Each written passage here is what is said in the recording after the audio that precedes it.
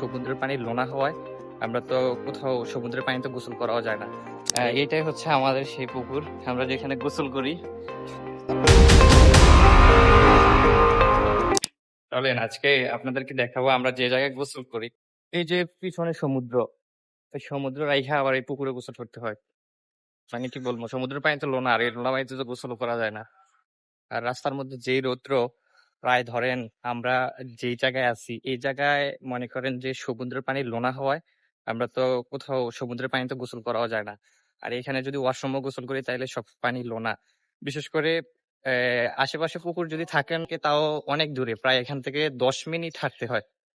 আর এই পুকুরগুলা মানে প্রায় 10 থেকে 15 মিনিট হাঁটতে হয়, গোসল করে আস্তে আস্তে আবার সেই একই অবস্থা হয়ে যায়।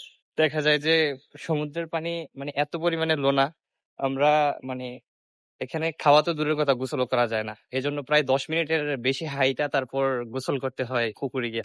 আমারে হয়তো অনেকে পাগল বলতে পারে যে এই রোদ্রের মধ্যে ছাতা নিয়ে বের হইছে, গোসল করতে বের হইছে, তাও এটাও ভিডিও করা লাগে বা এটাও ব্লগ করা লাগে। কথা হচ্ছে এই যে আমার সাথে যে আছে, এ হচ্ছে নোয়াখালী, বুঝছেন? তো কথায় কথায় প্যাঁচ ধরে। নোয়াখালী মানুষটা কেমন এটা আপনারা জানেনই। যাই হোক, এর নিয়ে আর বেশি কিছু বলার দরকার নাই।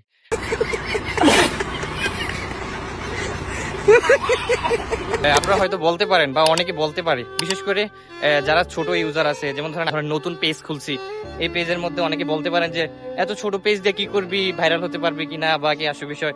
ভাই, আমার ভাইরাল হওয়ার তো দরকার নাই।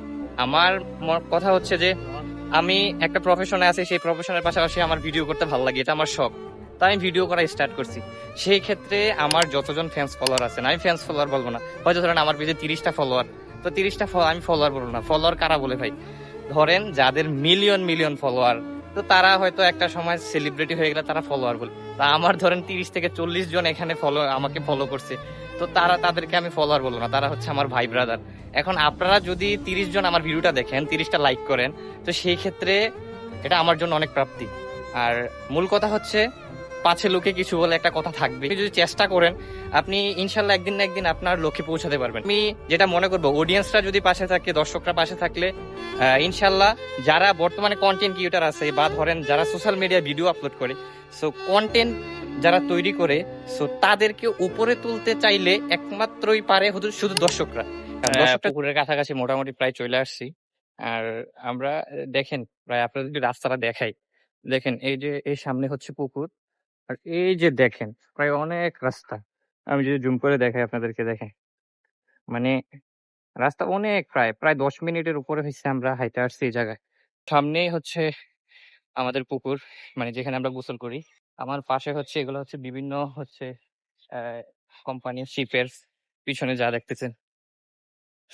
আমরা যে জায়গার মধ্যে গোসল করি প্রতিদিন, যে জায়গার মধ্যে গোসল করি, এটাই হচ্ছে আমাদের সেই পুকুর, আমরা যেখানে গোসল করি।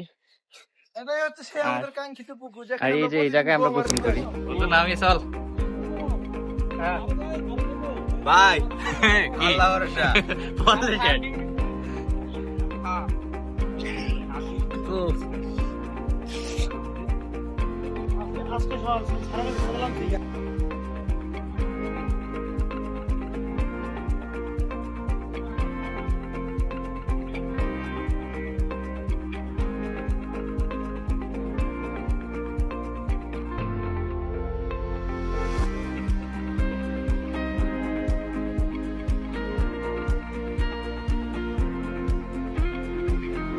আমাদের গোসল করা শেষ।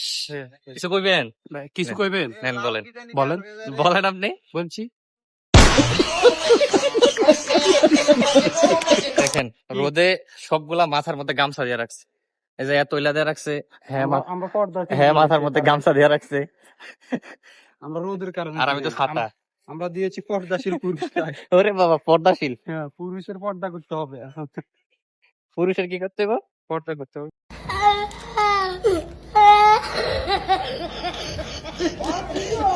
যাই হোক, গোসলটা কমপ্লিট করে আসলাম। এই যে দেখেন গোসল কমপ্লিট করে আসছি, কোনো লাভ নাই। আবার এই যে ঘাইমা অবস্থা, একেবারে খারাপ হয়ে গেছে, চেহারার অবস্থা দেখতেই পাচ্ছেন।